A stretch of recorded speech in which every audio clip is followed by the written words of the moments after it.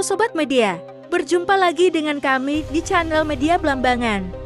Ya, kali ini Media Blambangan memberi edukasi asal-usul kota Banyuwangi yang melegenda yaitu Sri Tanjung dan Patih Sidopekso.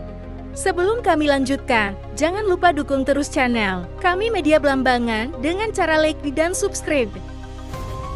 Kisah legenda Banyuwangi. Tragedi kesetiaan cinta Sri Tanjung pada Patih Sidopekso yang berujung petaka berdarah.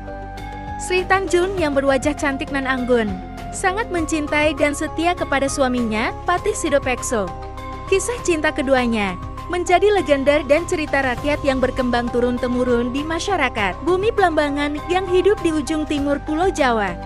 Sri Tanjung dan Patih Sidopekso hidup di masa pemerintahan Prabu Sulakromo. Patih Sidopekso merupakan pembantu Prabu Sulakromo. Patih Sidopekso dikenal sebagai pembantu raja yang gagah berani, arif, dan tampan. Sementara, istri Patih Sidopekso, Sri Tanjung juga dikenal sebagai wanita yang sangat cantik jelita nan anggun, memiliki kesantunan dalam bersikap dan bertutur kata, dan tentunya sangat setia kepada suaminya. Kecantikan Sri Tanjung ini ternyata membuat Prabu Sulakromo kepincut dan tergila-gila kepadanya. Nafsu untuk memiliki Sri Tanjung membuat Prabu Sulakromo melancarkan kelicikannya dan melanggar batasan. Lalu, Prabu Sulakromo dengan liciknya memerintah Patih Sidopekso untuk menjalankan tugas yang mustahil yang tidak bisa dilaksanakan oleh manusia biasa. Mendapatkan titah dari sang raja, Patih Sidopekso tak pernah menolaknya. Dia dengan setia dan gagah berani melaksanakan titah raja.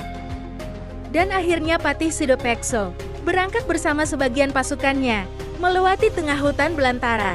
Di tengah perjalanan, Patih Sidopekso bertemu dengan raja hutan yaitu singa yang sangat besar. Lalu bertarunglah Patih Sidopekso melawan singa tersebut. Akan tetapi Patih Sidopekso akhirnya mampu mengalahkan para singa tersebut. Saat Patih Sidopekso pergi menjalankan tugas yang mustahil, Prabu Sulakromo mendatangi Sri Tanjung untuk melampiaskan nafsu dan menguasai raga istri bawahannya yang sangat cantik jelita itu. Namun upaya Prabu Sulakromo gagal. Prabu Sulakromo mendapatkan perlawanan dari Sri Tanjung dan akhirnya kepala Prabu Sulakromo membentur batu. Dan Prabu Sulakromo merasa dirinya bersalah dan merana. Apa yang diinginkan tidak tercapai. Sri Tanjung yang cantik jelita tetap setia kepada suaminya yang sedang pergi bertugas.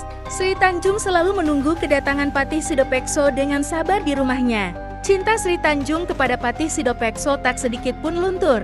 Dia terus menjaga nyala cinta sejati itu dan mendoakan suaminya dalam menjalankan tugas. Sikap keras Sri Tanjung membuat Prabu Sulakromo marah besar. Nafsu ragawi yang sedang membakar jiwanya menjadi kesumat kemarahan. Penolakan cinta yang dilakukan Sri Tanjung membuat Prabu Sulakromo kembali melancarkan strategi licik. Sri Tanjung yang berwajah rupawan sangat mencintai dan setia kepada suaminya, Patih Sidopekso. Kisah cinta keduanya menjadi legenda dan cerita rakyat yang berkembang turun-temurun di masyarakat yang hidup di ujung timur Pulau Jawa. Sri Tanjung yang cantik jelita tetap setia kepada suaminya yang sedang pergi bertugas. Cinta Sri Tanjung kepada Patih Sidopekso tak sedikit pun luntur. Dia terus menjaga nyala cinta sejati itu dan mendoakan suaminya dalam menjalankan tugas.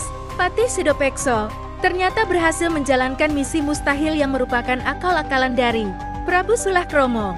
Saat sang patih menghadapnya dan melaporkan keberhasilan misi yang ditugaskan, Prabu Sulakromo justru menebar fitnah kejam. Prabu Sulakromo menyampaikan kepada Patih Sidopekso bahwa Sri Tanjung telah datang ke istana saat ditinggal. Patih Sidopekso menjalankan tugas. Sri Tanjung merayu dan berselingkuh dengan raja. Fitnah Prabu Sulakromo terhadap Sri Tanjung itu membuat Patih Sidopekso murka. Dengan penuh amarah Patih Sidopekso menemui Sri Tanjung dan menyeret istri cantik itu ke tepi sungai, serta mengancam membunuhnya karena telah melanggar kesetiaan cintanya. Di tepian sungai yang keruh dan kotor itu, Sri Tanjung membantah semua tuduhan perselingkuhan itu. Namun Patih Sidopekso tak dapat menerima penjelasan dari istrinya yang selama ini telah setia dan selalu mendoakannya. Di tengah pertengkaran itu, Sri Tanjung yang telah menjaga cinta dan kesetiaannya kepada Patih Sidopekso rela dibunuh suaminya sendiri sebagai bukti kejujuran, kesucian, dan kesetiaannya. Sri Tanjung menyampaikan permintaan terakhir kepada suaminya agar jasadnya dibuang ke dalam sungai yang keruh dan kotor itu. Apabila darahnya membuat sungai itu airnya busuk, maka dia telah berbuat serong. Namun, jika darahnya membuat air sungai berbau harum, maka dia tidak bersalah. Patih Sidopekso yang tak dapat lagi menahan emosinya, langsung menikam tubuh Sri Tanjung yang sangat dicintainya dengan keris saktinya. Jasad Sri Tanjung langsung dimasukkan ke aliran sungai yang kotor dan keruh. Seketika itu juga air sungai berubah menjadi harum dan jernih. Melihat air sungai jernih seperti kaca dan beraroma harum, hati Patih Sidopekso luluh lantak. Dia menangis sejadi-jadinya, lalu tubuhnya terhuyung-huyung dan terjatuh ke sungai. "Banyu, wangi, banyu, wangi, banyu, wangi," jerit Patih Sidopekso.